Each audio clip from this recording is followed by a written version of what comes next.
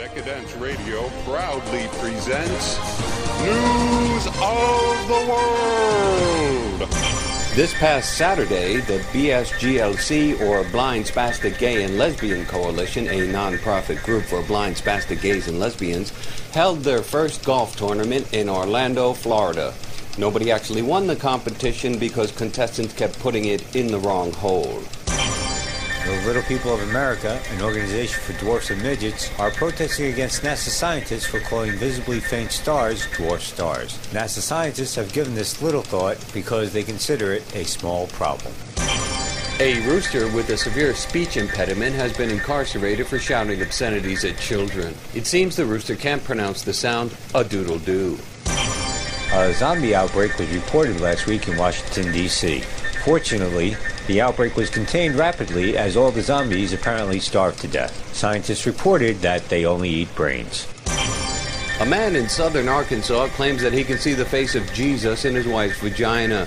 Billy Bob Ray seems to have acquired quite a collection of religious artifacts, including the face of Noah embedded in a cheese puff, the face of Moses on the grill of his pickup truck, the figures of Adam and Eve carved into his apple tree, and now the Savior's face on his wife's cooter. Billy Bob claims in a Fox News interview that Jesus' beard is too long, he has a really big mouth, and he definitely was a fisherman, smells like snapper.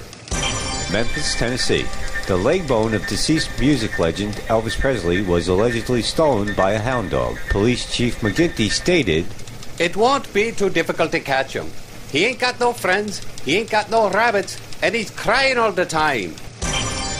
Good news for suicide bombers. For the first time in 20 years, Al-Qaeda has made radical updates to their field manual.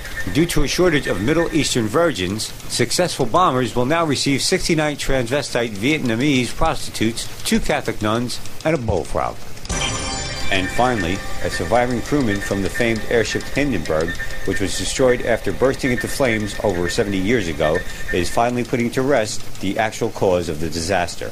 What follows is a translation of the German man's chilling account. You gotta understand, it wasn't as simple as they made it out to be, hydrogen gas and all.